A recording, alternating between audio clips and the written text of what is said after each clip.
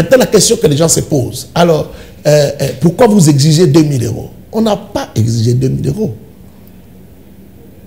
Quand la Bible dit, je suis dans Deutéronome 16, 17, dans Deutéronome 16, 17, la Bible dit, déjà dans l'Ancien Testament, que lorsque les gens doivent donner des offrandes, il faut que chacun donne selon sa richesse, selon ses avoirs, selon ce que Dieu a fait dans sa vie.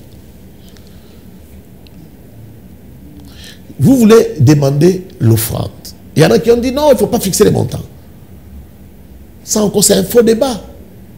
Fixer les montants, c'est biblique. Je sais que beaucoup de gens ne seront pas d'accord avec moi. Parce que les gens veulent qu'on soit pudique en matière d'argent. Mais je comprends. Il y a un verset dans c'est la le Bible. Capitalisme. Il y a un verset dans la Bible que la personne doit donner selon son cœur, qui ne sans tristesse, pas, sans tristesse, avec joie, non contrainte, qui ne se sent pas. Je vous ai déjà donné ces versets-là. C'est dans 1 Corinthiens 9, 6 à 8, là, là où j'ai parlé là. Mais ce verset se trouve là-dedans. Mais quand on vous dit... Mais quand vous fixez les montants, ça... C'est pas une contrainte. Non, c'est pas une contrainte. Bon, quand je vous dis, on commence à 2000 euros. Si vous n'êtes pas... Vous n'avez pas 2000 euros. Vous n'êtes pas obligé de donner. Mais je vais vous dire pourquoi je commence à 2000 euros. Ou à 10 000 euros. Okay. Ou à 20 000 euros. Je vais vous dire pourquoi. Pour scandaliser les gens. Si quelqu'un est scandalisé, il est méchant. Okay. Je vais vous expliquer. Continue. 2000 euros, ce n'est pas pour celui qui n'a pas 2000 euros, ce n'est pas pour les pauvres. C'est pour les riches. Donne selon ce que Dieu t'a donné. Fais-le sans contrainte. Qu'on ne te contraigne pas. Qu'on ne te contraigne pas. Et fais-le sans tristesse. Vous comprenez? Maintenant, pourquoi on peut commencer à 10 000 euros ou à 20 000 euros? Je peux commencer un appel de fonds à 10 000 euros. Si vous m'invitez, là où il y a les ministres du gouvernement, et vous me demandez de faire un appel de fonds, comme offrande. Et même si vous me demandez de faire juste un appel, de lever des fonds pour le FARDC, je vais commencer à un certain montant. Pourquoi? Parce que j'ai en face de moi des gens qui peuvent avoir 10 000 euros. Parce que votre problème à vous, vous pensez que non, ah, ce sont des arnaqueurs, ah, ça sera l'argent du pasteur. Mais c'est faux. Est-ce que dans cette ville, il n'y a pas des églises qui n'ont pas des parcelles qu'ils ont achetées à $1 million? Vous pensez qu'ils ont acheté ça comment? Avec les 1000 francs, 500 francs que les gens mettent dans les paniers, avec la population pauvre que nous avons, vous pensez qu'on peut acheter un terrain de 1 million? Mais il y a des églises qui ont acheté un terrain de 1 million. Comment ils ont acheté? Ils ont fait des levées de fonds. Laissez-moi terminer. Chuter, 2 millions. Je chute. On est vraiment à la fin. Oui. Il m'arrivait de pleurer devant les écrans au cyber. Et c'était une souffrance encore plus grande parce que j'étais loin de ma terre et de mon peuple. Donc, et vous vous rappellerez de cette vidéo, peut-être si vous la retrouvez, passez là encore, où ma femme m'a parlé de Minembwe. C'est là que beaucoup de gens l'ont découvert, l'ont connu. Ce jour-là, lorsqu'elle a parlé de Minembwe, je n'étais pas là. J'étais parti prêcher dans une autre église. Et elle, parce que nous dirigeons deux assemblées différentes de la même communauté, ce jour-là, elle prêchait dans l'assemblée que je dirige. Et moi, j'étais parti répondre à une invitation. Et quand je reviens à midi, quelque chose s'est passé aujourd'hui. Peut-être qu'on va t'apprendre ça. Peut-être que ça va créer un problème. Je vais te le dire d'abord moi-même. Là, on est dans les véhicules. Je vais l'apprendre pour qu'on aille à la maison. Okay. Je vais te le dire moi-même. Si tu n'es pas d'accord, on peut enlever la vidéo. Nous sommes tous Congolais. Nous n'avons qu'une seule nation, la République démocratique du Congo, notre patrie. Nous avons le devoir de l'aimer et l'obligation de la faire développer à travers notre sens patriotique et nos belles actions. Chers patriotes, il est temps.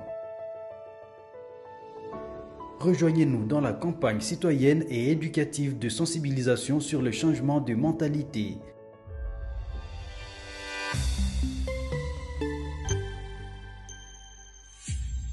Zala, bon citoyen. Soyez le bienvenu, fidèles téléspectateurs. Une fois de plus, nous vous disons merci, chers Congolais. Vous êtes en train de nous suivre partout dans le monde, en direct sur nos deux chaînes YouTube, Au Centre TV et Delcas Télévision, aussi dans plusieurs chaînes, Communication Plus, 10e rue Télévision. Autant de chaînes qui nous relayent, plus de 14 chaînes ici à Kinshasa.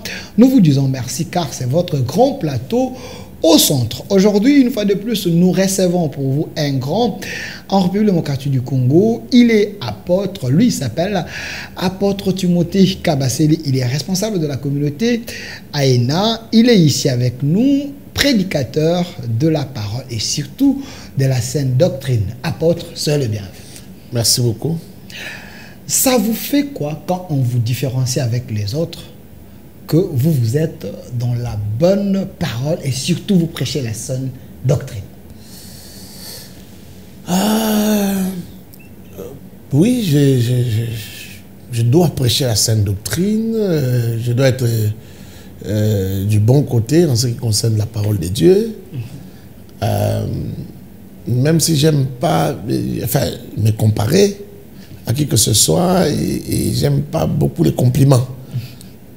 J'aime pas beaucoup les compliments, j'aime pas trop la célébration, le djalelo comme on dit. Mais je suis content et fier de servir Dieu et de le faire bien. Content de servir Dieu. Avec vous, c'est vrai, aujourd'hui on va parler d'une thématique qui va toucher un peu le politique, parce que c'est important. Nous avons un problème à l'Est, à la guerre de l'Est, ça fait plus de 3 décennies aujourd'hui. Nous perdons les vies humaines en République démocratique du Congo, mais les gens se posent des questions très questionnantes. Nous avons assez des églises en République démocratique du Congo, mais quel est l'apport de ces églises face à ces problèmes?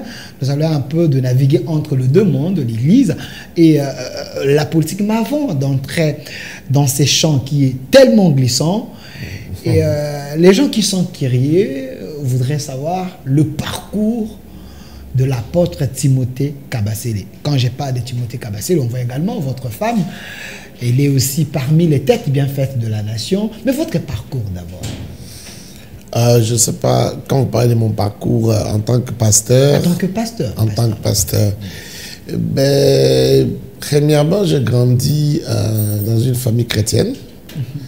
Je suis né et grandi dans une famille chrétienne. Mon père était ancien, puis pasteur à l'église Fepako Nzambe Malamu. Avec l'apôtre Aïdi Nabala, Alexandre. Donc j'ai grandi là-bas depuis tout petit. Je voyais cet homme de Dieu que Dieu utilisait extraordinairement dans la puissance, dans l'onction, dans des miracles divers. Un homme qui avait tous les 2 pieds dans la sainte doctrine. Donc nous avons grandi dans ces moules-là. Et plus tard, on va commencer notre église, l'église AENA. On va commencer ça à la maison avec mon père. Quand vous parlez de votre père, quel père? Mon père biologique ou père spirituel? Parce que nous, est-ce qu'on est tombé dans une confusion? Non, mon père biologique qui était aussi mon père spirituel. Okay. Même si ce n'est pas vraiment lui qui m'avait formé. J'ai été formé par d'autres pasteurs à Fepako. D'autres mentors. Tout jeune, oui, tout jeune. Tout jeune. Donc quand on commence l'église AENA, j'avais une vingtaine, en tout cas au début de la vingtaine. Okay. Et voilà, on a commencé l'église. J'étais à l'université, j'étais encore étudiant. J'ai fait les droits. J'ai fait les droits, les sciences juridiques. J'ai eu ma maîtrise en droit et puis un master en droit international économique à Paris 5. Voilà. Pas de problème. Je sais que vous êtes pasteur, vous êtes aussi scientifique. Mais avant tout, ce n'est pas une question polémique. Hein.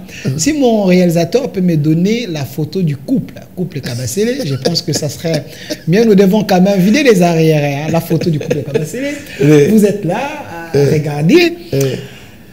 Quelqu'un qui est aux États-Unis m'avait posé la question, m'a dit, il faut lui poser la question. Est-ce que c'est lui qui a enseigné à sa femme toute la connaissance qu'elle a, ou c'est lui qui lui avait imposé la main pour que la femme ait la sagesse? Ça s'est fait comment? Parce que vous êtes apôtre, elle aussi elle enseigne. C'est une grâce du couple ou bien comment? Oh, c'est la grâce de Dieu. C'est une composition de Dieu. C'est comme, dans cette affaire, je crois que c'est Dieu qui est le coach. C'est comme quand Ibengueou des Sabres fait le classement du match. Hein? Il essaye de classer celui-ci à côté de celui-là. Bon, nous aussi, Dieu nous a placés comme ça. Très jeune, j'ai compris que j'avais besoin de Dieu pour mon mariage. J'avais besoin de Dieu pour me guider, pour m'orienter, et que je ne pouvais pas y arriver seul. Je savais que j'avais l'appel, et je savais que l'appel était quelque chose que le diable combattait. Donc, j'ai échoué dans certaines relations avant. Oui, et donc, pasteur Abet avait ma poteau. Oui. Sérieusement. N'a du chagrin. N'a du goumet. Je connais les goumets. Amoureux déçu. Oui, bien sûr. Et je me suis mis à prier pour ça. Et Dieu m'a fait rencontrer une ancienne collègue de l'école. Parce qu'on se connaissait déjà 6 ans avant qu'on se rencontre. On était dans la même école. Donc 6 ans plus tard, on se rencontre. Et puis, je me dis, pourquoi pas elle? C'est peut-être elle. Et j'ai prié Dieu. Et Dieu m'a vraiment confirmé et conduit sur cette voie-là.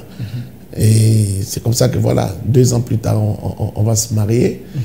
Et elle avait toujours une sagesse. Elle a une sagesse innée. Oui, elle a une sagesse innée. Elle est aussi fille de pasteur. Fille de pasteur adventiste. Son père est encore vivant. Et d'une mère qui servait Dieu, qui était très engagée à l'église adventiste. Donc, je la connaissais depuis longtemps. Mais elle avait toute cette sagesse-là. Quand je l'ai rencontrée, quand je l'ai ramenée vers moi, vers le monde évangélique, le monde du réveil, elle a amené aussi sa touche. Hein, aussi. Oui. Même quand on était fiancés, quand je la testais un peu, une fille peut me poser un problème, j'ai dit, va voir la sœur Joël, sœur Gloria. Quand elle parlait, je sentais toujours qu'elle avait une touche particulière. Elle disait des choses auxquelles parfois moi je n'avais pas pensé. J'étais déjà dans les ministères, mais je sentais qu'elle avait quelque chose de très particulier. C'est comme ça que j'ai commencé à croire en son ministère avant elle-même. Donc, elle était encore floue, bleue, donc elle avait vous déjà l'observez. Oui, à l'église adventiste, elle avait déjà encadré l'école du sabbat chez les enfants. Elle avait déjà encadré des jeunes filles, mais elle n'en faisait pas vraiment. Elle n'en faisait pas sa carrière ou pensait que c'était une destinée pour elle. Elle ne voulait pas. Surtout qu'à l'église adventiste, on ne croit pas jusqu'aujourd'hui, on ne croit pas au ministère des femmes. Même s'il y a une branche aux États-Unis qui croit maintenant, qui commence à consacrer des femmes. Mais à l'église adventiste, on ne croit pas au ministère des femmes. Donc ici, elle ne se voyait pas devenir ministre en train de prêcher. Donc, grâce à vous, vous l'avez amené dans votre monde, vous l'avez coaché, vous l'avez positionné. Oui, ce qui n'a pas été un travail facile. Déjà, la convaincre n'était pas facile. Quelqu'un m'a dit, pasteur Timothée, c'est un homme très puissant dans la parole, mais aussi un homme amoureux. Est-ce que qui n'est pas amoureux? Ça marche de peur. Mais je me pose la question, qui n'est pas amoureux? Dans la vie ici, qui n'est pas amoureux? Vous séduisez plusieurs couples, si vous voulez. Les pasteurs sont en train de vous suivre, les gens rêvent de vous. Peut-être parce que nous nous exprimons publiquement. On est appelé à encadrer les couples. Vous n'êtes pas des hypocrites. Oui, mais pour encadrer les couples, il faut leur montrer aussi l'exemple. Leur montrer un peu comment nous vivons. Même si certains pensent que c'est comme de l'art dramatique, c'est comme du théâtre, non, ou de la mise en scène. Non, c'est pas de la mise en scène. On s'aime, mais plein de gens s'aiment aussi. Seulement, ils vivent leur amour peut-être trop en privé. Ils ne montrent pas, mais nous devons être un modèle pour beaucoup de couples et les aider à réussir. Avant de passer à autre chose, mais c'est une question de curiosité, les modèles de votre couple. Ah, moi... Les gens sont en train de regarder.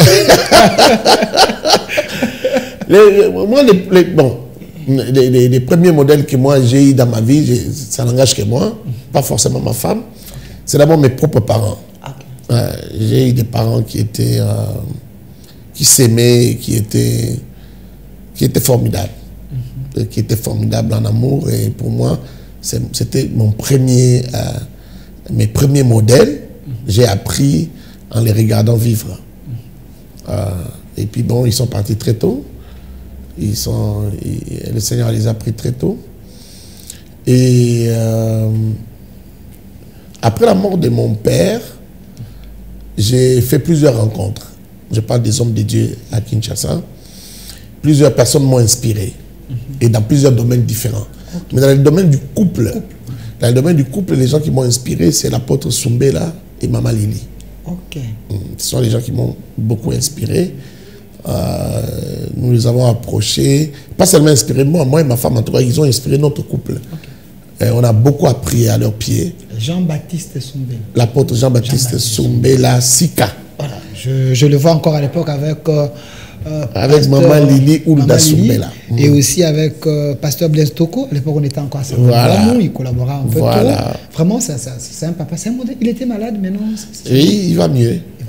Il va mieux. Alors, merci. Vous avez suffisamment payé les arriérés. Nous pouvons maintenant aller dans un autre terrain très glissant. L'émission est en direct sur notre chaîne YouTube au Centre TV d'Elkas Télévision. Vous pouvez laisser vos commentaires. Alors, pasteur, parlons-en.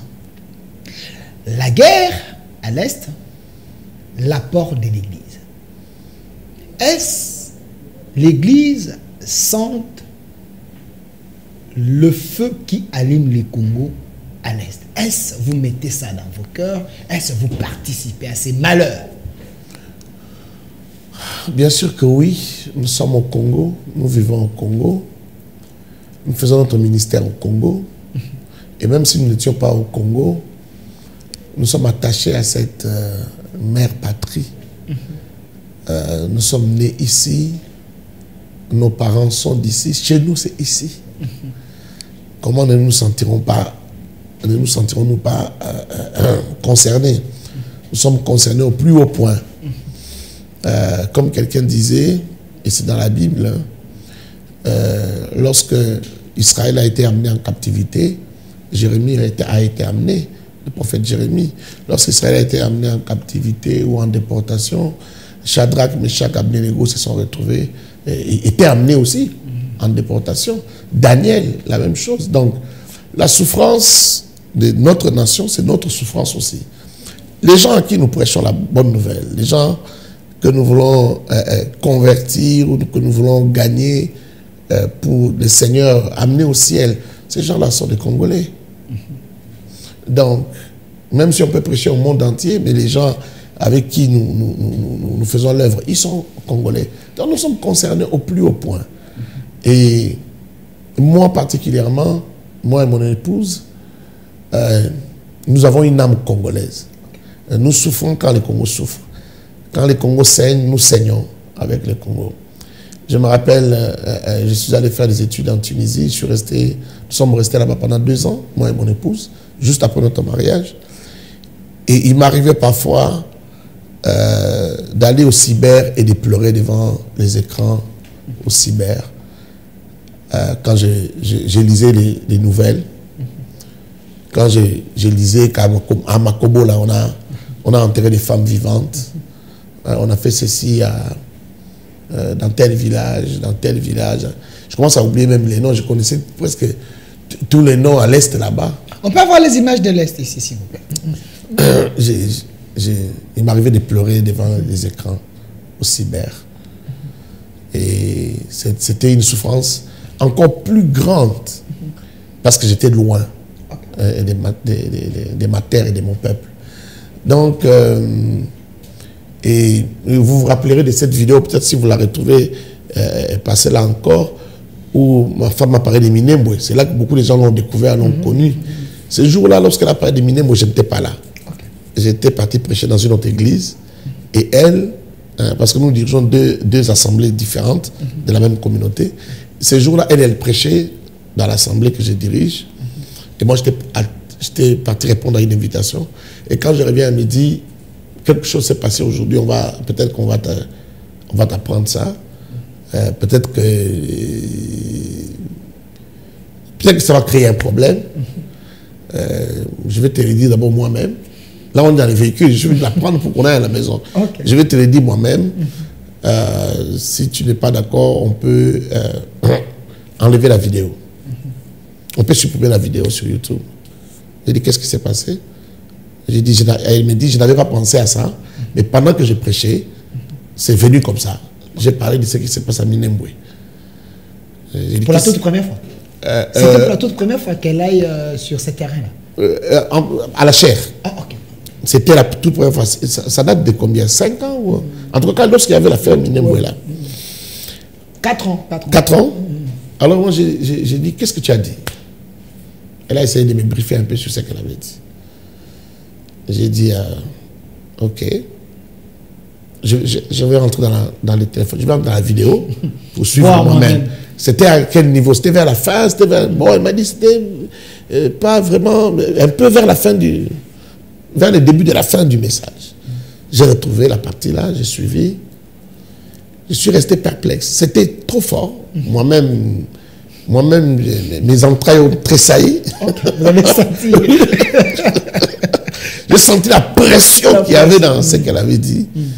Et j'ai senti l'âme congolaise qui s'exprimait, le patriotisme. J'ai essayé de percevoir aussi les dangers, les risques. Je suis resté silencieux dans les véhicules pendant un certain temps. Je crois que j'étais au volant. Après, je lui ai dit, non, je ne sais plus. En tout cas, je lui ai dit,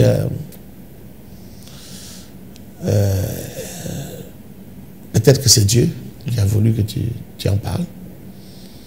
Mais je ne pense pas que je vais supprimer la vidéo. Et je peux supprimer la vidéo pensant que les gens n'ont pas encore vu. Mais peut-être que les gens ont déjà coupé. Ils l'ont déjà enregistré. C'était un vendredi. Et le lundi, ça a embrasé, je ne dirais pas les pays, les mondes, tous les Congolais du monde entier ont commencé à appeler comme il y avait un numéro de téléphone. Et c'était mon numéro. Ce numéro, je l'ai laissé après. Parlé, mais vous suivez. C'était mon numéro. Et je me rappelle, le lundi, la première personne qui m'a appelé, c'était Boketu Wayambo. Ok. La première personne m'a appelé. Nous le saluons là. Ouais, donc, Anthony de son père avait coupé. Anthony de son père a coupé cette partie et il a été le premier à publier. Ok. Je ne le connaissais même pas encore à l'époque. On s'est connus après. Et la première personne à m'appeler, c'était Boketu Wayambo. Vers 13h. Et j'étais étonné que il appelait pour féliciter, pour encourager. Et quand il a appelé, il m'a dit, moi j'ai dit non, c'est le pasteur Timothée. Ah, il dit à votre... Non, j'ai dit c'est son mari. Ce n'est pas elle, c'est son mari. Et il m'a appelé par mon nom. J'étais étonné. Moi, donc il a fait des enquêtes. Il sait déjà que son mari s'appelle Timothée. En tout cas, c'est pour encourager maman, tout ça, vraiment, tout ça, Simanaye, tout ça. J'étais très étonné que ce soit Boketu qui m'appelle. Avec toutes les injures et tout ce qui... C'était un homme à part. Un homme à part. Et c'est après maintenant que les gens ont commencé à appeler, ceux qui menaçaient, ceux qui injuriaient, ceux qui... et même des pasteurs rwandais, des pasteurs Tutsi qui appelaient, d'autres qui disaient, d'autres qui appelaient pour dire, mais vous, c'est ça l'évangile, c'est ça l'évangile, Dieu vous a... C'est prêcher la Bible. Prêcher la Bible, arrêtez de quitter ces conneries-là. Et je pouvais entendre par le phonétique, par l'accent, que c'était... L'affirmation. Oui, que c'était un pasteur... même s'il me dit, je suis en Italie, tout ça. Ça c'est un pasteur et tout. Alors, parfois, je pose la question, vous êtes Congolais, vous êtes Rwandais. Ici, il me dit, je suis Congolais. Je dis, alors, si vous êtes Congolais, est-ce que vous avez bien suivi la vidéo? Si vous êtes Congolais, vous ne devez pas être dérangé. Elle a dit que c'est un territoire congolais. Ok. Ça appartient aux Congolais. Si vous considérez que vous êtes Congolais, Pourquoi ça vous dérange? pourquoi ça vous dérange? Ok. Oh non, tout ce qu'on vous dit, arrêtez cette histoire. Ben, voilà. Et je vois qu'avec ce qui se passe ici, il y a cette vidéo-là qui est revenue encore, qui est remontée à la surface. Les gens passent ça. Donc, c'est pour vous dire combien nous sommes attachés à ce pays, même en tant que pasteur. L'Église n'est pas en dehors, l'Église n'est pas au ciel, l'Église est sur la terre. Est-ce que l'Église du Congo est entre les mains des politiques? Parce qu'il y a ceux qui pensent que les politiques ont jeté leur venin dans l'Église. Il y a les pasteurs pro-opposition, les pasteurs pro-pouvoir. Est-ce le cas? Bon, vous savez, nous sommes humains. En tant que pasteur, nous sommes humains. Quelqu'un peut être proche de celui-ci ou de celui-là. Il y a des relations qui existent avant la politique, avant que les uns et les autres se lancent dans la politique, ou que certains aillent au pouvoir et que d'autres se retrouvent dans l'opposition. Il y a des relations qui existent avant ça. Il y a aussi la famille. Parfois, il y a des gens qui se retrouvent avec leurs membres de famille dans la politique ou dans les clergés. Mais dire que l'Église se retrouve manipulée par... je ne dirais pas oui, je ne dirais pas totalement non. Chacun est responsable de ce qu'il fait. Hein. Moi, je me sens libre. Moi, Timothée Kabassé. Oui, je me sens libre. Vous n'agissez pas par procuration? Non, pas du tout. Il n'y a pas une main politique derrière vous non, qui vous non, pousse non, à non. faire ça. Est-ce que vous le faites de manière indépendante? Et si c'était le cas, ça serait à ma honte. En tant qu'homme d'église, je n'ai pas à dépendre des politiques. C'est pourquoi je ne suis pas dans un parti politique, dans aucun parti politique, et je ne peux pas être derrière quelqu'un dans son parti politique. Mais vous êtes quand même dans les organisations qui sont soutenues par des politiques. Aujourd'hui, il y a des communautés, on parle des RSC, on parle il y a autant, mais vous vous retrouvez dedans, donc il y a une ligne à suivre, il y a un mot à suivre. Nous sommes dans les REC. Les REC, c'est Rassemblement des Églises au Congo. Nous sommes dans les REC. On est parti de l'RC depuis très longtemps. Vous dites? Nous sommes partis de l'RC depuis très longtemps. Donc vous n'êtes plus avec les papas Kankenza, les Jipa et les autres Non, ce sont nos vieux, comme on dit. Ce sont Comment vous faites ça? Pour les mots vieux. Je pouvais les aider dans la foi, voilà. Vos pères, vos mentors. Voilà. Ce sont nos aînés. Ne pas être avec eux dans l'RC, ça ne veut pas dire qu'on a un problème. On n'a aucun problème. Non, vous vous êtes rebellés, il semble. Rebellés? Oui, les pasteurs qui ne sont pas même eux à l'RSC, vous vous êtes rebellés. Même eux ne peuvent pas dire ça de nous. C'est vrai ça? Non, ils ne peuvent pas dire ça. On a de bonnes relations.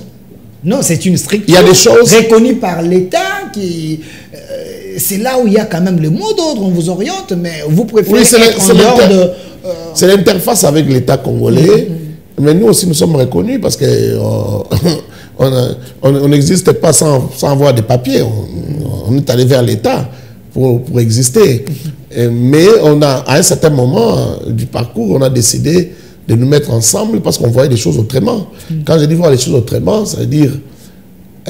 lorsque nous avons lancé les REC, on a invité la presse. On a dit qu'on voulait redorer un peu les blasons ternis de ce qu'on appelle de la réputation, de l'image des hommes de Dieu. De l'église des réveils. Voilà.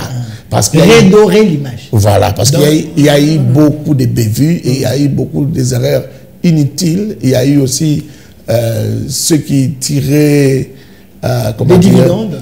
Oui, et ceux qui étaient en train de scier la chaise sur laquelle nous sommes assis en tant que pasteurs. Vous savez, quand vous passez à la télé pour critiquer les pasteurs, pour s'attaquer aux autres, tout ça. Mais vous sciez la chaise sur laquelle vous êtes assis. Vous aussi, vous êtes pasteur. C'est la réputation, c'est la dignité des pasteurs que vous détruisez. Mais il y a ceux qui pensent que dans la Bible, ils ont le rôle d'être des sentinelles. Oui, mais sentinelle, ça ne veut pas dire aller détruire la réputation des autres. Ça ne veut pas dire ça. Pourquoi les prêtres ne le font pas? Vous souhaitez cajoler les mal dans l'église? Non. Pourquoi les prêtres ne le font pas? Vous pensez qu'il y a moins de problèmes à l'église catholique que chez les réveils? C'est faux. C'est faux. Mais pourquoi ils ne le font pas? Moi, je suis enseignant de l'éthique. Ok. De l'éthique ministérielle. Ok. Moi, j'enseigne l'éthique. Et c'est contre l'éthique. C'est contre-productif que de parler des pasteurs. Mais quand ces gens, de ses collègues. Quand ces gens excellent dans leur mensonge évangélique, ils sont là pour mettre l'Église dans un carcan qui n'honore pas Dieu, mais ces gens, ils ont la peau des hommes sérieux, mais en réalité, c'est les vrais aventuriers. Bah. Et ces gens, vous connaissez leurs mauvais côtés, mais vous les laissez continuer. Ils sont en train de détruire les vies des chrétiens. Vous êtes là, vous dites, on ne fait rien, mais parce que nous prêchons l'éthique, on ne peut rien. C'est l'Église qui nous a pas, c'est l'État qui ne nous a pas aidés. L'État? Oui, je vais vous expliquer. Moi, plusieurs fois... Je vous laisse suffisamment de temps. Oui. Parce que là, vous pointez l'État du doigt. Oui, je pointe l'État du doigt. Et ici, j'ai fait un plaidoyer pour ça. J'espère que je serai suivi. Et j'espère que le ministre d'État... Constant Moutamba va m'écouter. Qui tient d'ailleurs à ce que vous puissiez avoir permis des cultes. La première ministre, j'espère qu'elle va me suivre. Les conseils du président. J'ai parlé plusieurs fois. Okay. J'ai essayé de parler aux gens, mais les gens ne comprennent pas. Parfois, je me pose la question si les gens ne sont pas complices de cet état des choses. D'abord, avant de dire pourquoi je dis, d'expliquer pourquoi je dis l'État ne nous aide pas. C'est que sont les pasteurs. Les pasteurs sont des citoyens. Okay. Les pasteurs, les politiciens, les journalistes, toutes les corporations que vous avez dans les pays, nous ne sommes que des échantillons de ce qu'est l'homme congolais. Nous, Congolais, et je l'ai dit et je l'assume, nous ne sommes pas sérieux. Vous dites? Nous ne sommes pas sérieux. Les gens risquent de s'énerver. On nous suit partout. Ben, les gens risquent de s'énerver. Qui s'énerve? Moi, je suis pasteur, je suis apôtre. Ça veut dire quoi? Ça veut dire un prophète ne va pas dans le sens de tout le monde. Le pasteur doit dire la vérité. Il ne doit pas être dans le sens de ce que tout le monde dit. Vous voyez? Un apôtre, un prophète, un serviteur de Dieu, c'est un homme qui est à la porte de la prison. Vous confirmez que les Congolais ne sont pas sérieux? Non, nous ne sommes pas sérieux. Je pense même que si on était sérieux, depuis longtemps, depuis 60 jusqu'à aujourd'hui, si on était sérieux, un petit pays comme le Rwanda ne pouvait pas jouer avec nous. Ouais. Un petit pays comme le Rwanda ne pouvait pas jouer avec nous. Alors, nous sommes les pasteurs, comme tout le monde, comme les musiciens, comme tout le monde. Nous sommes échantillons de ce qu'est l'homme congolais. Si vous trouvez beaucoup de gens parmi les musiciens ou parmi les politiciens qui ne sont pas sérieux, sachez que parmi les serviteurs de Dieu, vous en trouverez aussi beaucoup qui ne sont pas sérieux. Okay. Alors, pourquoi je dis que l'État ne nous a pas aidés? Lorsqu'on donne à l'RC, on donne à l'RC le statut de confession religieuse. Si vous voulez que le pays marche bien, donnez alors à l'RC le pouvoir de réguler tout ce qu'on appelle église de réveil. C'est-à-dire qu'on met tout le monde ensemble. On va peut-être changer de nom et puis appeler ça RC, autre chose, parce que maintenant il y a plusieurs plateformes. Nous sommes REC, là-bas c'est RC, il y a d'autres plateformes. Il y a CUR, voilà, il y a plusieurs plateformes. Mettez tout le monde ensemble, que ça soit comme l'église catholique, comme l'ECC. Vous comprenez? C'est-à-dire que, selon les statuts de la nouvelle RC qui va exister, par exemple, soit le président ou l'organe qui sanctionne ou qui... comment on dit ça? Qui met de l'ordre. Oui, qui veille à la discipline au sein de la structure, soit capable, par exemple, de retirer les permis de culte. Okay. Au lieu que ce soit le ministère de la Justice qui donne les permis des prédicateurs ou des prêcheurs aux hommes, que ce soit la communauté dans laquelle la personne se trouve. Comme ça, la personne dépend de la communauté. Parce que si les gens dépendaient de la communauté, il y aurait moins de bévues. C'est nous qui prêchons l'évangile. C'est nous qui savons qu'est-ce qui est normal et qu'est-ce qui n'est pas normal. c'est nous qui pouvons dire telle personne peut être appelée pasteur des églises des réveils ou pasteur des dieux des Noirs ou autre chose. C'est nous qui le savons. Parce que c'est nous qui prêchons la saine doctrine. Si nous sommes ensemble, nous sommes organisés, l'État nous donne ces pouvoirs-là, c'est nous qui savons frapper, c'est nous qui savons retirer l'autorisation de passer aux médias pour parler au nom des églises ou en tant que pasteur. L'État peut nous frapper, nous frappons ceux que nous dirigeons. C'est comme ça, il n'y a que de cette manière-là que ça peut marcher. Est-ce que ça s'est fait comme ça ailleurs? Vous avez des exemples de certains pays en Afrique où ça se fait comme ça parce qu'il y a certaines personnes qui pensent que vous-même, dans l'église du réveil, vous n'avez pas l'unité dans la foi. Vous avez un peu, vous prêchez Jésus, mais il y a les endroits où vous ne vous mettez pas d'accord. Et sur ce, pour éviter la haine contre l'autre, voilà pourquoi il fallait que l'État vous gère. Non, parce que par exemple, vous avez un responsable de RSC qui n'est pas pour la dîme. Mais l'autre est pour la dîme. Mais vous tous, vous prêchez Jésus. Mais écoute, la question que vous posez là, on n'a même pas besoin d'aller regarder dans un autre État ou dans un autre pays. Ça existe au Congo. Mais dans les CC, dans les CC, il y a une pluralité d'églises. C'est-à-dire il y a une diversité d'églises. Des doctrines. Des doctrines. Ils n'ont pas la même confession de foi. Il y en a qui croient au ministère des femmes, il y en a qui ne croient pas au ministère des femmes, mais ils sont ensemble. SCC. Mais oui. Ils sont en train de vous suivre, vous risquez de cracher. Non, je ne crache pas sur eux. Aujourd'hui, je peux aussi prendre ma communauté et amener ça dans l'SCC. Ok. Mais oui. Il y a beaucoup de gens qui sont dans l'SCC qui sont entrés comme ça. Ils ne croient pas tous la même chose. Je vous ai dit qu'à l'église adventiste, par exemple, on ne croit pas au ministère de la femme. Mais à Sebeko, on croit au ministère de la femme. Ils sont tous dans les CC, non? Je vous donne un exemple. Il y en a beaucoup. Il y a beaucoup d'exemples. Mais c'est l'État, parce que c'est l'État qui octroie aux gens les autorisations de fonctionner. C'est à l'État d'arrêter de donner des personnalités juridiques de manière disparate aux églises. De dire, vous tous soyez ensemble. Est-ce que vous savez que les CC, c'est le maréchal qui a créé ça? Marshal Mobutu. Mais oui. Ils étaient aussi dispersés comme nous. Mais c'est Kabila qui vous a donné la personnalité juridique. Non, il nous a donné le statut de confession religieuse, comme vous dites, mais il n'a pas obligé tout le monde d'être ensemble comme Mobutu l'avait fait avec les CC. S'il y a de l'ordre dans les CC, c'est parce que Mobutu avait fait cela. Mais la laïcité, c'est souvent... Vous voyez? Mais la laïcité oblige à ce que chacun... Non, ce que je dis là, les gens restent laïcs. Chacun a sa confession de foi. J'insiste encore. Chacun a sa confession de foi. Mais comme pour tous ceux qui se connaissent comme église des réveils, vous voyez, on peut se mettre ensemble. Et il n'y a pas de haine, de conflit comme on vous raconte, c'est faux. On peut se mettre tous ensemble. Ceux qui pensent qu'ils ne sont pas réveillés, qu'ils soient alors dans les CC. Il y a au moins 6 confessions religieuses. Vous comprenez? Alors que chacun soit quelque part. Il y en a 8, je crois, 9, qui ont été reconnus. 9. Non, il y en avait 8 jusqu'au temps du président Kabila. Je ne sais pas si on a ajouté une confession. C'est que les gens, que chacun soit quelque part. Vous comprenez? Là maintenant, nous allons tous nous impliquer dans cette nouvelle structure-là. Si ça va s'appeler RC ou autre chose, on va s'impliquer parce qu'on sait que d'abord on n'a pas le choix. On est obligé d'être dedans. Et dedans, on est obligé d'être actif, de peser de son poids pour qu'il n'y ait pas des injustices, qu'il n'y ait pas deux poids, deux mesures, et ainsi de suite.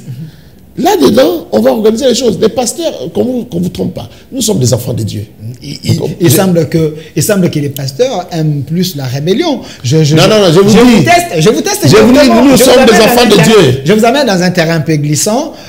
Si vous allez accepter. Vous parlez tout le temps de terrain glissant. Si vous acceptez les coups, pas de problème. Oui. Vous étiez sur l'affiche que j'avais vue de l'unité de l'Église, mais vous avez zappé ça.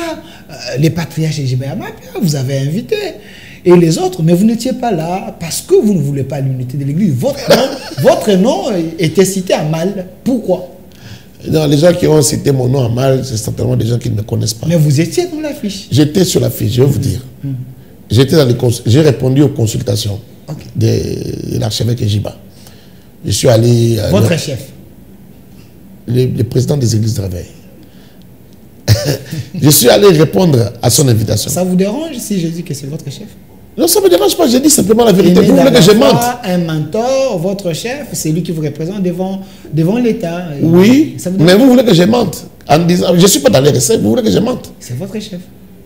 C'est lui que l'État reconnaît comme l'interface de l'Église. Mais... c'est difficile d'accepter que c'est votre chef. Ah bon? Vous voulez que je mente alors? APJ, au peuple de Jésus. Continuez. Vous voulez que je mente? Continuez, ça il représente les églises de réveil, oui, parce que moi, je veux même qu'on lui donne plus de pouvoir. Je ne sais pas si vous avez suivi. L'affiche est là. Merci à mon réalisateur. Oui, je vois l'affiche.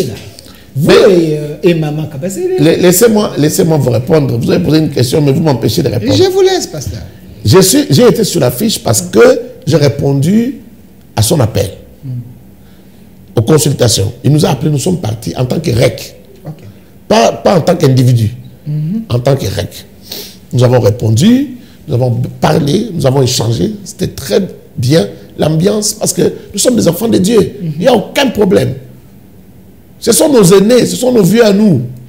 Ce sont nos papas. Ce sont des gens qui nous ont précédés dans ce travail. Ils ont écrit d'ailleurs des livres que vous n'avez pas écrit, donc il faut se servir de ça. Non, attention, moi j'ai écrit plus de livres. Je ne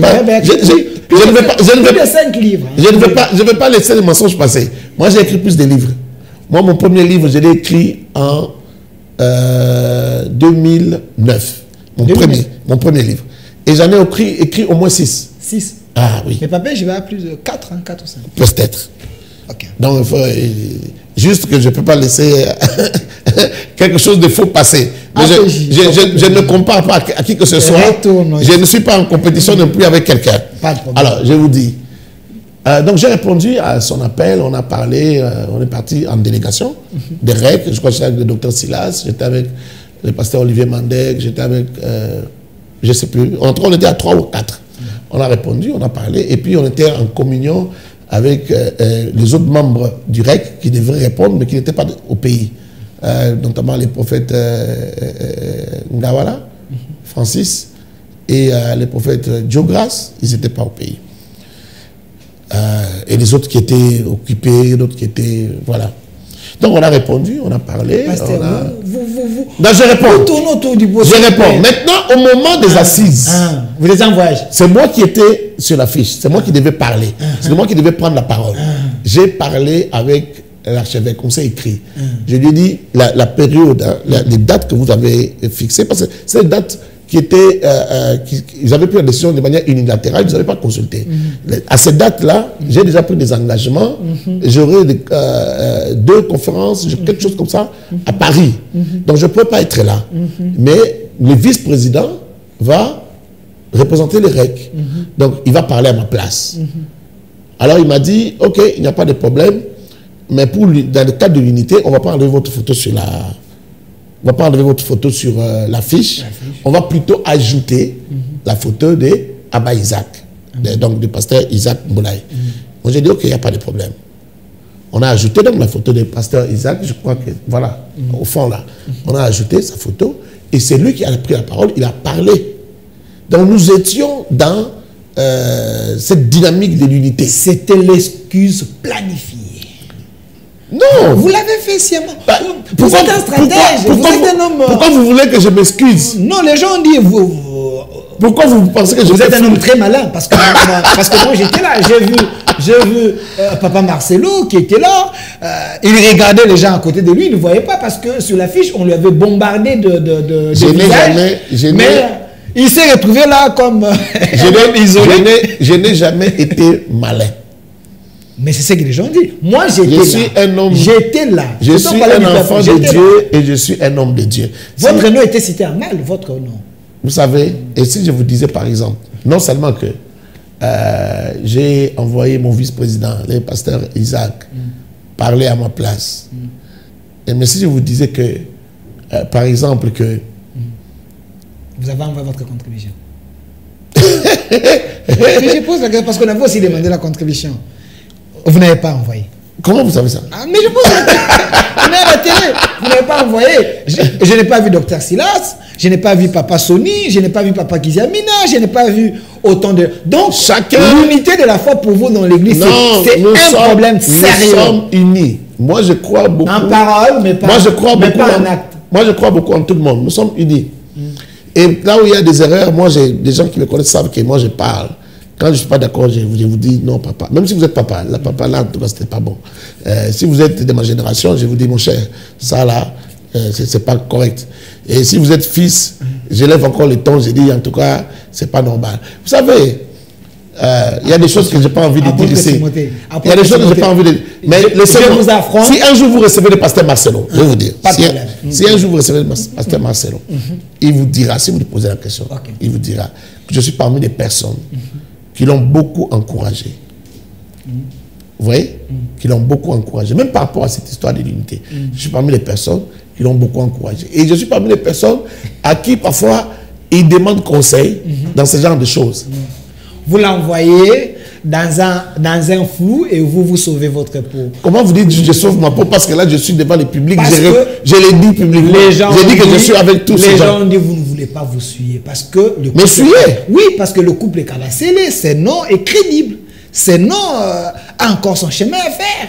Vous ne voulez pas vous suyer, c'est lancé dans ces marmites-là qui est un peu... C'est une messe écuménique. Hein. C'est vous. Non, c'est pas de l'écuménie. Nous croyons aux mêmes choses. Vous dites?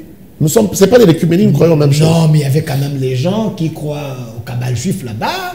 Non, ça c'est l'église des rebelles. Nous croyons aux mêmes choses. J'ai dit, il y avait des gens qui prêchent les ça, ce sont des brebis égarées. Mais ils étaient là, dans l'affiche. Mais c'était l'unité. Voilà pourquoi vous étiez sage. Vous non. Pas vous mettre... non. Moi, soyez vrai avec le public. Soyez vrai. Très vrai. Moi, je ne nexe pas les gens. Si quelqu'un dans les cabales juives, et il nous le dit. Sur l'affiche, où il donne des enseignements. Sur l'affiche, vrai ou faux, il y a des gens qui prêchent les cabales juives. Regardez. Et moi, je n'en vois pas. Hein. Vous dites? Je n'en vois pas. Je vais vous citer les noms. Non. Ne me citez pas les noms. Ne me citez pas les noms. Mais si quelqu'un est dans les cabales juives. Sur l'affiche, ils sont là. Ils sont là, très nombreux. Je ne peux pas certifier que quelqu'un soit dans les cabales juives. Mais si quelqu'un est dans les cabales juives, je lui dirai en face. Je lui dirai, mon cher, tu t'es égaré. Vos aînés dans la foi qui sont ici sont dans les cabales juives. Ils prêchent dans leurs églises. Non, surtout pas mes aînés. Ils portent des képas, ainsi de suite, avec des fanfares. Ils sont ici. Ah, donc porter le kippa, non, au début, c'est être dans le cabal juif. J'ai dit, au début, j'avais dit que vous prêchez la sainte doctrine. Oui. Il y a ceux qui sont sur l'affiche ici qui ne prêchent pas la sainte doctrine. Ils sont dans autre chose. Mais moi, je pose aussi la question. Quand quelqu'un porte des kippas et je sais pas, il y a des fanfares, il est dans le cabal juif. Je pose la question aujourd'hui, est-ce qu'il faut prêcher les Jésus de l'Ancien Testament ou de Nouveau Testament? Tous les deux. Vous dites? Tous les deux. Donc les pratiques sacerdotales qui se faisaient dans l'Ancien Testament, vous pouvez les faire aujourd'hui dans le Nouveau? Non, il y a une nuance là-bas. Parce que les gens... Parce que je vais vous amener... Je parle de l'Ancien Testament sans connaître la Bible. Dans la Sainte Doctrine, que ce soit même Jésus lui-même, que ce soit les apôtres de Jésus, n'ont-ils pas prêché l'Ancien Testament? N'ont-ils pas parlé de ce qui était écrit dans l'Ancien Testament? Les apôtres de Jésus... Il y a même prêcher l'Ancien Testament, mais c'est juste après la mort de Jésus. Ils ont écrit, mais non les Nouveaux Testaments. Même dans les Nouveaux Testaments, vous les verrez faire référence à l'Ancien Testament.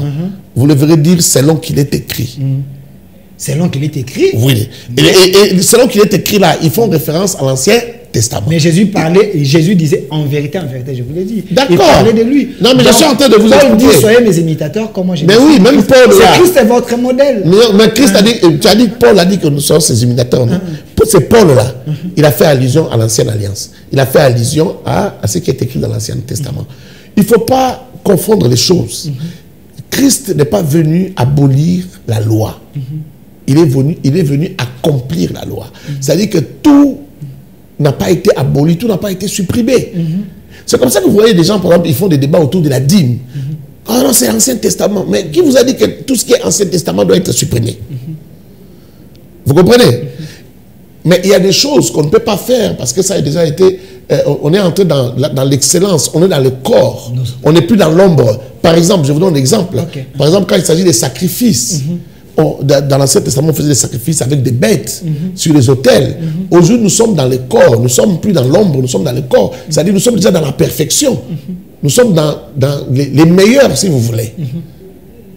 Vous comprenez? C'est comme il y a des gens qui prient les samedis, ils vous disent c'est le sabbat. Mais aujourd'hui, comme l'église adventiste, là où j'ai pris ma femme, vous comprenez? Aujourd'hui, nous sommes dans la nouvelle alliance. Ce n'est plus une affaire des jours. Et Paul explique ça. Dans Hébreux 4, par exemple, il explique. Il ne s'agit plus de jours.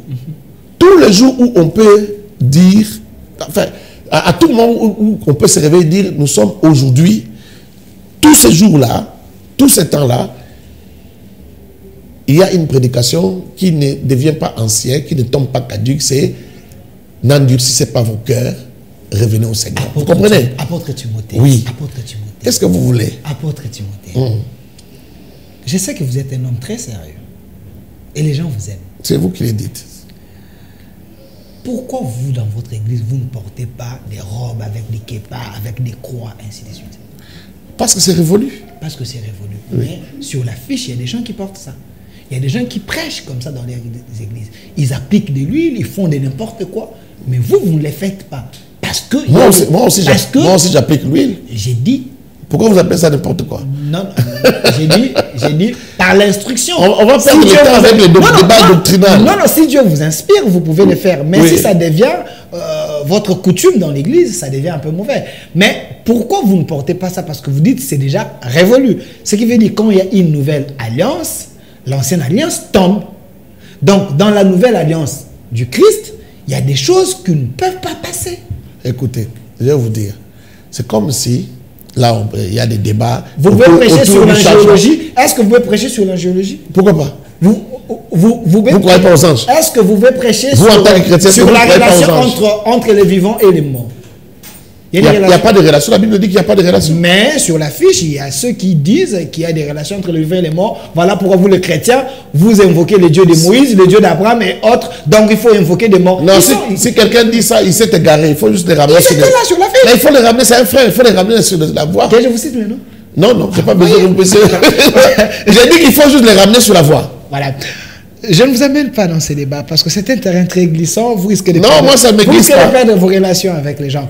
Alors, oh non, mais je ne crains pas ça. Si on reproche à un frère, moi je vous dis que nous sommes des enfants de Dieu. Si on reproche à un frère les mal qu'il fait, ou l'enseignement, surtout si c'est un enseignement qui peut éloigner les gens du Seigneur, si on lui reproche le mal, c'est pas pour ça qu'on va perdre. On prêche les génies.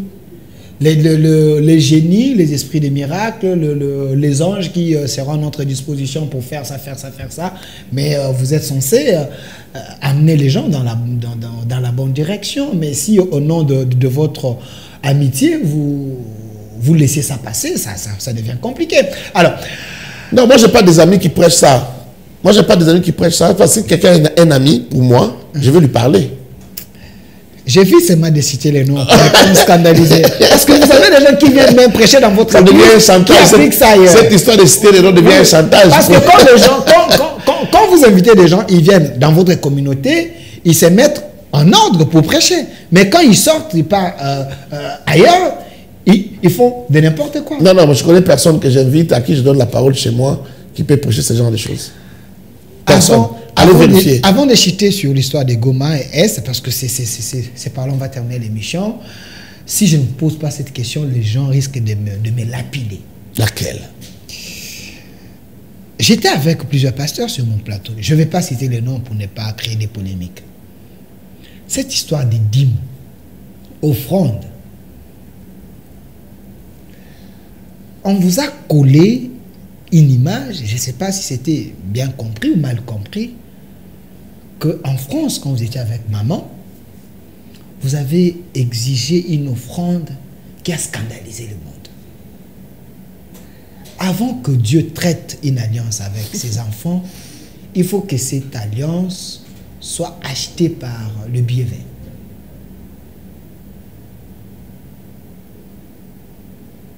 C'est bon? Vous avez posé la question? J'ai posé la question. Ben, je vais vous répondre. Ok. Alors, il faut me laisser répondre. Je vous laisse répondre. Ni moi, ni ma femme, il ne nous est jamais arrivé d'exiger à quelqu'un une offrande. Nos consultations à l'église, lorsque nous recevons les gens, que ce soit à Kinshasa, que ce soit partout ailleurs, jamais on a exigé une offrande et jamais on a exigé un montant.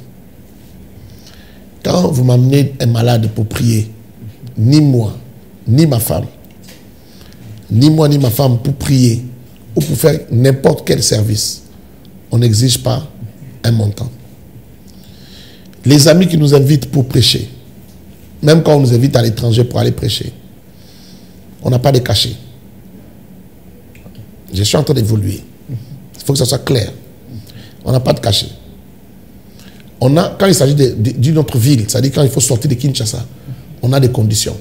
Par exemple, si tu m'invites à Mwanda ou à Matadi, pour être dans de bonnes conditions et être fort pour faire le travail, je peux te donner des conditions. Par exemple, il faut que j'arrive un jour avant ou 2 jours avant pour que je sois en forme. Il faut que je vienne par tel moyen, par tel autre moyen. Voyez-vous? Si par exemple c'est à Paris, c'est à Bruxelles, il faut que je sois logé dans un tel type d'hôtel. Vous ne pouvez pas m'appeler, venir prêcher une semaine et vous me mettez dans la maison d'un fidèle. Vous voyez? Vous me donnez une chambre chez un fidèle, par exemple. Non, vous devez payer l'hôtel et je viens, voilà. Mais on ne demande jamais de cachet. Maintenant, quand nous allons prêcher dans les églises des gens, vous parlez de ce qui s'est passé à Paris. Cette histoire de 2000 €. Quand vous nous invitez, moi quand je viens, je suis pasteur, supposez que vous êtes pasteur. Vous organisez une grande activité. Vous me mettez dans un hôtel 4 étoiles, 5 étoiles, vous m'achetez un billet en business class, vous faites vos dépenses, vous affichez, vous dépensez dans le boostage ou la pub, dans les réseaux sociaux, tout ça. Je suis pasteur comme vous. Vous n'avez pas besoin de m'expliquer pour que je sache, par exemple, que il y a eu tout un budget, vous avez dépensé, les gens ont cotisé à l'église, il y a des dépenses qui ont été faites. Quand moi je viens, je travaille, je finis. Je sais que l'église a des besoins et l'église a des besoins pour payer aussi les loyers, peut-être pour acheter même une salle. Je vais exhorter le peuple à la fin et je le fais toujours. Et je n'en ai pas honte et je ne regrette pas. Et je n'ai pas honte de le dire. Je le fais toujours. Qu'est-ce que je vais faire? À la fin, je dis, voilà, l'église a des besoins. Je n'ai même pas besoin de vous présenter les besoins de l'église et de vous dire on a besoin de ça et de ça et de ça. Mais je pense, par rapport à la parole de Dieu, comme l'église vit des offrandes, je vous exhorte à donner des offrandes à l'église. Et je fais des services d'offrande. Et je prie pour les gens. Maintenant, je vais rapidement, très rapidement répondre aux questions que les gens se posent. 2-3 questions que les gens se posent. Est-ce qu'on vend les miracles? Non. Est-ce qu'on vend la grâce? Non. Est-ce qu'on vend l'alliance? Non. Mais est-ce que les offrandes peuvent provoquer un miracle? Oui. Et c'est biblique. Est-ce que les offrandes peuvent provoquer les grâces au pluriel? Oui. C'est biblique. Allez lire dans 1 Corinthiens, chapitre 9, du verset 6 au verset 8. La Bible est claire en faisant cela. D'abord, on parle de s'aimer. Parce que pose la question sur les semences. Oh, beaucoup de miibi, tout ça. On nous a beaucoup injurié à cause de cette histoire-là de Paris. On peut faire des semences. Lorsqu'on parle, dans ces versets que je viens de dire, 1 Corinthiens 9 au verset 6, lorsqu'on dit celui qui sème peu moissonnera peu, celui qui sème abondamment moissonnera abondamment, on ne parle pas des graines, on ne parle pas des graines de maïs, on ne parle pas des graines d'haricots. On parle du donné, on parle des offrandes. C'est clair.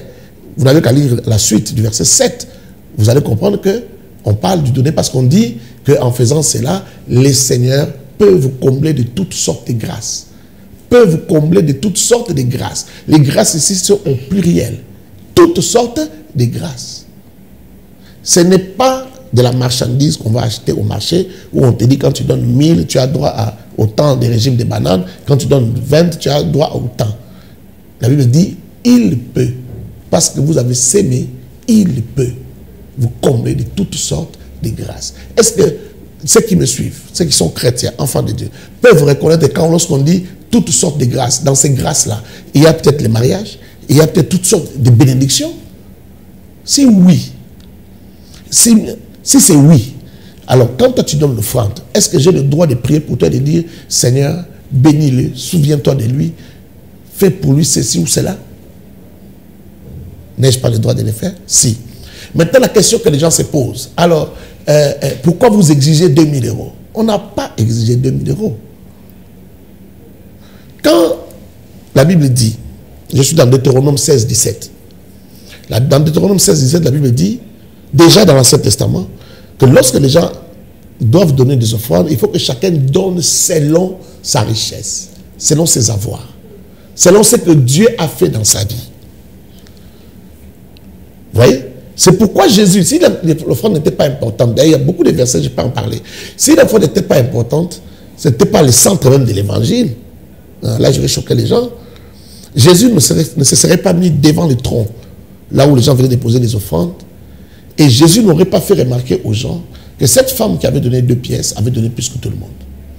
Mais Jésus l'a fait. Si moi j'ai fait, on va me lapider. Imaginez-vous que je me tienne devant les paniers des offrandes et que je dise, telle maman a donné plus que vous tous. Mais pourquoi Jésus a dit que cette femme a donné plus que tout le monde? Parce qu'il y a des gens qui évoquent ce verset-là pour contredire cette histoire de 2000 €. Parce que Jésus voulait leur faire remarquer que vous avez donné, je vais actualiser, je vais contextualiser, vous avez donné des voitures, vous avez donné des maisons, vous avez donné ceci, cela comme offrande. Il y en a qui ont donné même par orgueil pour se faire voir. Mais cette maman a donné, cette veuve a donné plus que vous. Jésus voulait leur faire remarquer que ce que vous avez donné, c'est des superflus. Tu as donné une voiture, tu as donné 10 000 €, mais c'est des superflus. Parce que tu as des millions, mais tu as donné 10 000 €. Ça ne représente rien par rapport à ce que tu as. Mais cette femme n'avait que 4 pièces. 4 pièces, elle a donné 2 pièces. C'est-à-dire qu'elle a donné la moitié de toute sa richesse. Elle a donné plus que vous. C'est pour dire que lorsqu'on dit, celui qui sème peu moissonnera peu, celui qui sème abondamment moissonnera abondamment, tout dépend de la proportion. On revient à Deutéronome 16, 17. C'est par rapport à ce que tu as. Maintenant, dans l'église, vous voulez demander l'offrande. Il y en a qui ont dit non, il ne faut pas fixer les montants. Ça encore, c'est un faux débat. Fixer les montants, c'est biblique. Je sais que beaucoup de gens ne seront pas d'accord avec moi. Parce que les gens veulent qu'on soit pudique en matière d'argent. Mais je comprends. Il y a un verset dans c'est la le Bible. capitalisme. Il y a un verset dans la Bible que la personne doit donner selon son cœur, qui ne sans tristesse, pas, sans tristesse, avec joie, non contrainte, qui ne se sentent pas. Je vous ai déjà donné ces versets-là. C'est dans 1 Corinthiens 9, 6 à 8, là, là où j'ai parlé là. Mais ce verset se trouve là-dedans. Mais quand on vous dit... Mais quand vous fixez les montants, ça... C'est pas une contrainte. Non, c'est pas une contrainte. Je veux accéder à cette laissez-moi vous expliquer. Je suis arrivé à la fin. Hein. C'est là où je veux vous poser la question. En fait, vous voulez enfoncer une porte qui est déjà... En fait, je suis là. Pédagogue, je comprends. Je suis arrivé là. Okay. Les gens disent, ils ont obligé les montants. Non. Les versets dont vous parlez, sans contrainte, donné avec joie, sans contrainte, ni tristesse. Oui, ça dit c'est à vous de décider ce que vous allez donner. Moi, quand je vous dis, on commence à 2000 €. Si vous n'êtes pas, vous n'avez pas 2000 €, vous n'êtes pas obligé de donner. Mais je vais vous dire pourquoi je commence à 2000 €, ou à 10 000 €, ou à 20 000 €. Je vais vous dire pourquoi. Pour scandaliser les gens. Si quelqu'un est scandalisé, il est méchant. Je vais vous expliquer. Continue. 2000 €, ce n'est pas pour celui qui n'a pas 2000 €, ce n'est pas pour les pauvres. C'est pour les riches. Donne selon ce que Dieu t'a donné. Fais-le sans contrainte. Qu'on ne te contraigne pas. Qu'on ne te contraigne pas. Et fais-le sans tristesse. Vous comprenez? Maintenant, pourquoi on peut commencer à 10 000 € ou à 20 000 €? Je peux commencer un appel de fonds à 10 000 €. Si vous m'invitez, là où il y a les ministres du gouvernement, et vous me demandez de faire un appel de fonds, comme offrande. Et même si vous me demandez de faire juste un appel, de lever des fonds pour le FARDC, je vais commencer à un certain montant. Pourquoi? Parce que j'ai en face de moi des gens qui peuvent avoir 10 000 €, qui peuvent avoir 20 000 €. Quand on fait des collectes pour la fondation Denise Nyakeo, pour toutes les fondations qu'il y a. Est-ce que les gens ne donnent pas 10 000, 20 000, 30 000, même plus? Je vois même des gens qui accusent maman Denise qu'elle se sert de l'argent de l'État, alors que ce n'est pas l'argent de l'État, c'est l'argent de la fondation. Une fondation, le fait qu'elle a une certaine aura, une certaine position, c'est facile. Notoriété, voilà. C'est facile que quelqu'un vienne donner 100 000. Peut-être, même pour flatter. Même juste pour flatter. Quelqu'un peut donner 100 000 à maman Denise pour la fondation. Surtout qu'on sait que cet argent est utilisé pour la bonne cause.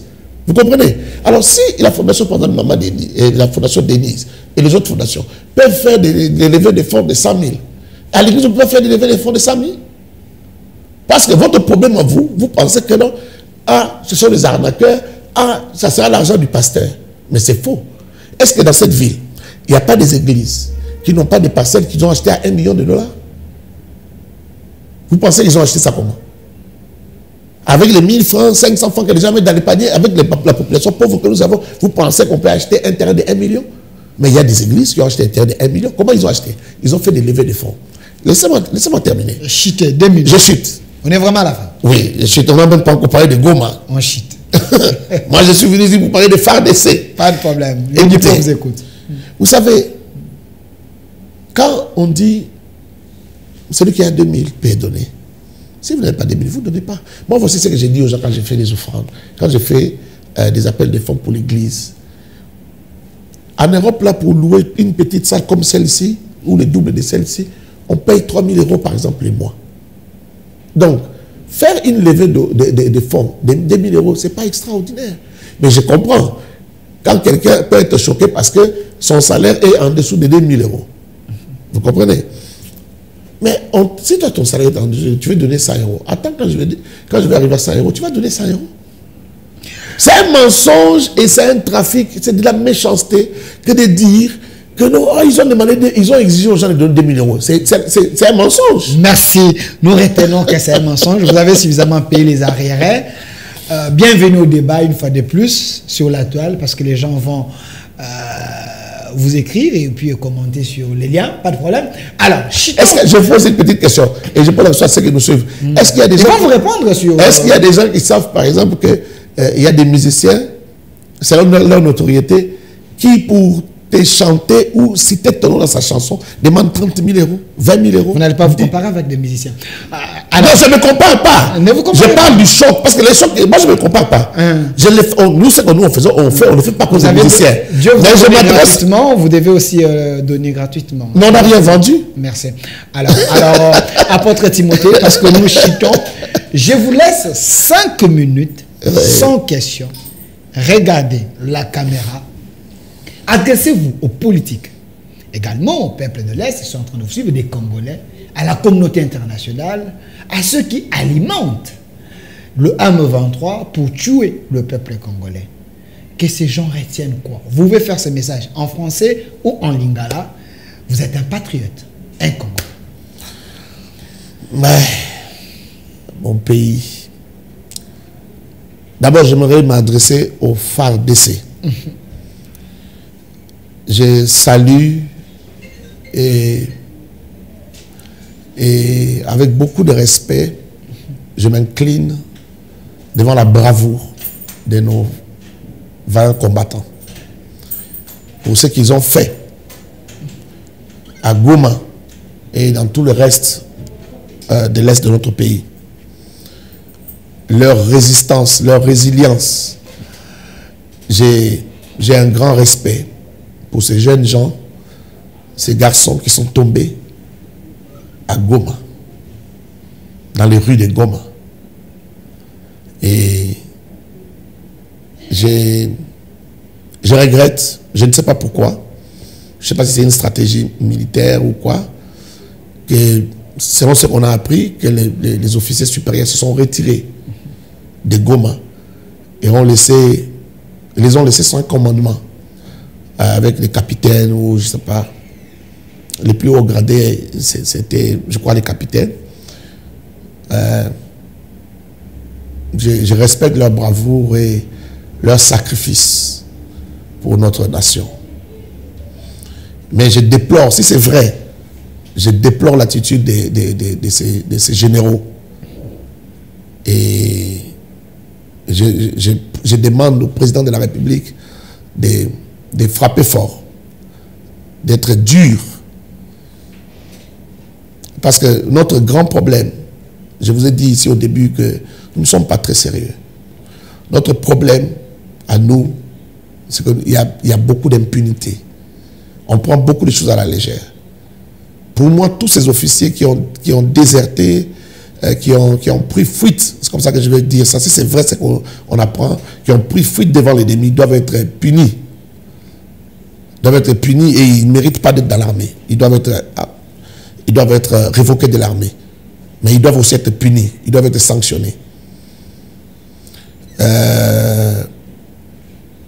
Je crois en notre pays. Je crois au FARDC. Je crois en notre pays. Je crois en notre capacité, si nous le voulons, si nous avons de la volonté, de nous organiser. Nous devons nous organiser. Pour notre dignité, pour notre fierté. Je crois que le président l'a dit.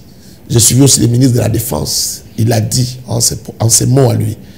C'est ici l'occasion de montrer au monde que nous ne sommes pas des animaux. Que nous sommes des humains. Nous ne sommes pas des animaux. Nous sommes des humains. Si les fourmis, on parle de fourmis dans la Bible, on parle de plusieurs animaux, on parle des damans, on parle... si les fourmis, je prends seulement l'exemple des fourmis, ces tout petits insectes-là, ces tout petits insectes sont capables de s'organiser et de marcher en rang sans qu'il n'y ait personne qui les chicote. Nous aussi, nous devons être capables de nous organiser, de montrer au monde que nous sommes des humains. À commencer d'abord par notre manière de rouler sur la route. Nous exagérons, nous les Congolais, nous exagérons. Nous sommes indisciplinés. Et on ne nous aide pas, l'État ne nous aide pas suffisamment à être disciplinés. Nous, on est plus de 100 millions d'habitants. Quelle que soit l'armée qui peut se trouver en face de nous, même si on mettait les États-Unis, l'armée de terre des Américains en face de nous, même si on perdait la guerre ou la bataille, il faudrait que les ennemis sachent qu'ils ont affronté un grand peuple, et un peuple fort et puissant. On ne peut pas perdre la guerre, on ne peut pas déserter les champs de bataille, les champs de l'honneur de cette manière-là. Mais c'est parce qu'il y a beaucoup d'impunité. Même cette histoire de trahison, de traite dans l'armée, c'est parce qu'il y a beaucoup d'impunité. C'est pourquoi les gens se permettent. Si les gens savaient qu'on pouvait, au moindre soupçon, on pouvait les arrêter et les fusiller, il n'y aurait pas tout ça. Il n'y aurait pas tout ça. Mais il y a beaucoup d'impunité, que ce soit dans les détournements des deniers publics, que ce soit... on apprend même que les sortes des militaires n'arrivaient pas, tout n'arrivait pas, la ration et tout ça. C'est nous, les Congolais. Alors, j'aimerais dire que nous croyons que c'est possible. On n'a pas encore pris tous les pays. Aussi longtemps qu'il restera une partie de nos terres qui seront entre nos mains, et que dans ces terres-là, il y aurait des populations, on pourra toujours s'organiser et reconquérir tous les mètres et centimètres carrés pris par l'ennemi. Est-ce qu'on peut croire à la communauté internationale? Non. Malheureusement. Moi, je ne crois pas en eux. C'est pourquoi je m'adresse à nos FARDC, à nos compatriotes, à nos politiciens. Vous avez choisi de faire la politique. Mais vous devez savoir que c'est une grande responsabilité. Parce que s'il y a des gens qui doivent être sérieux, très sérieux, c'est vous. Parce que vous avez les vies des Congolais entre vos mains. Quand j'entends les gens, même en ces temps de guerre, j'entends certaines personnes, les gens des débats qu'ils amènent sur les plateaux, des gens qui discutent j'ai très honte, j'ai vraiment honte et j'ai pitié pour ces pays. Je n'aimerais pas parler comme certains qui n'ont pas la foi, qui disent la RDC n'a pas de chance. Je n'aimerais pas parler comme ça. Mais ces pays ici méritent des gens sérieux et responsables Les Congolais sont en train de mourir et c'est très sérieux. Nous devons prendre cela vraiment très au sérieux. Merci, apôtre Timothée. On compte également sur l'apport des opposants, parce que dans des pays aussi sérieux, dans des moments pareils, les opposants cessent d'être opposants. Ils deviennent les amis de la patrie. Il y a également l'espoir des Congolais, selon plusieurs analystes. Nous comptons sur la SADC, espérant que ces pantins et ces rebelles rwandais, avec leur Hitler d'Afrique, ils vont cesser à nous embêter et nous allons renverser la tendance et la peur va changer les camps. Je peux dire quelque chose, placer un mot là-bas. Vous savez, dans les concerts des nations, dans les relations internationales, il n'y a pas de cadeaux. Il n'y a pas de cadeaux. En fait, on appelle ça concert des nations, tout ça, mais c'est une jungle. Okay. On devrait normalement appeler ça la jungle internationale. Parce que c'est la loi du plus fort qui prend les dessus. On ne fait pas de cadeaux. On respecte celui qui mérite d'être respecté. Aussi longtemps que vous n'avez pas une armée qui est dissuasive, vous n'allez pas être respecté. On va marcher sur vous. Nous avons 9 voisins. Que les politiques, j'attire l'attention des politiques. Faire la politique au Congo, c'est une grande responsabilité. Il ne faut pas venir blaguer, venir chercher l'argent dans la politique. Parce que dans un pays normal, d'ailleurs, on ne devrait pas venir chercher l'argent dans la politique. Poser qu'à sa candidature parce qu'on veut avoir des députés, on veut devenir député, avoir 21 millions et 21 000 dollars et tout ça. On va même vendre sa parcelle, tout ça parce qu'on sait qu'on va gagner. Non, on doit être sérieux dans la vie. Avec les 9 voisins que nous avons, ça veut dire que nous avons, comment dire, nous avons 9 guerres qui nous guettent. 9 potentielles guerres qui nous guettent. Parce que nous avons un sous-sol riche et nous sommes exposés. Alors, on doit être sérieux. Il n'y a pas de cadeau. Il n'y a pas de cadeau. Aujourd'hui, si l'Afrique du Sud vient, la SADC, l'Afrique du Sud vient nous aider, pourquoi on arrête la guerre? C'est bien. L'Angola aussi. L'Angola. Mais on doit être sérieux, c'est à notre honte. Nous sommes un grand pays. Nous sommes une grande nation. Nous avons eu suffisamment de temps pour nous organiser. Et nous devons nous organiser. Moi, je crois que nous avons la capacité de construire une armée de 50 000 hommes. Je prends juste 50 000 hommes. Les Rwandais n'en ont que 30 000 hommes. Nous avons une armée, nous avons la possibilité de construire une armée de 50 000 hommes en 3 ans. Et une armée bien entraînée et bien équipée. Alors, quand je dis de construire une armée, c'est-à-dire, si vous pensez que nous sommes infiltrés, il y a beaucoup de ceci, brassage, mixage, laissez cette armée de côté, créer de nouvelles unités. Quelqu'un va me poser la question, où est-ce qu'on va trouver les généraux? Mais même dans l'ancienne armée, là, il y a des gens qu'on peut trouver. Il y a des colonels, des gens qui ont été marginalisés pendant toutes ces années, qu'on peut prendre et qui peuvent bien servir dans la nouvelle armée. Merci, apôtre Timothée. Je sens le patriotisme, l'amour de la patrie en vous. Je ne voulais pas que vous puissiez vous tarder sur ces sujets. Le message est passé. Le président de la République est en train de construire une armée. Nous avons une armée de plus de 160 000 hommes.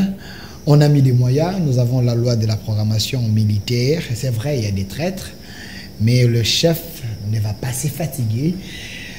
Nous sommes sur la voie de la guerre et nous allons gagner cette guerre. On peut perdre une bataille, mais pas la guerre. Nous sommes des Congolais. Merci pour ces messages. Nous devons gagner cette guerre. Pour ces messages de motivation et du patriotisme. Et je sens que les pasteurs aiment également les Congos avant d'aimer les Mabunza. Merci. Merci à vous d'avoir répondu à notre... Dieu aime les Mabunza. Dieu, c'est Dieu, pas moi. Dieu aime les Mabunza. Merci, merci apôtre Timothée Kabasele. Je précise qu'il est responsable de la communauté AENA. Merci d'avoir répondu à notre invitation. Merci également à l'équipe qui m'a accompagné, l'équipe de Communication Plus, à 10e Rue Télévision, aussi l'autre chaîne qui va nous prendre en relais d'émission, et déjà sur notre chaîne YouTube, au Centre TV d'Elkas Télévision. Merci à mon directeur de programme, M. Pierrot, qui était là avec toute son équipe également. Au DG de la chaîne, M. Arrobase, l'homme qui soutient le chef de l'État à 100%. Et notre RDC est possible. Au revoir. Puisque nous sommes tous Congolais, nous n'avons qu'une seule nation, la République démocratique du Congo, notre patrie. Nous avons le devoir de l'aimer et l'obligation de la faire développer à travers notre sens patriotique et nos belles actions. Chers patriotes, il est temps. Rejoignez-nous dans la campagne citoyenne et éducative de sensibilisation sur le changement de mentalité.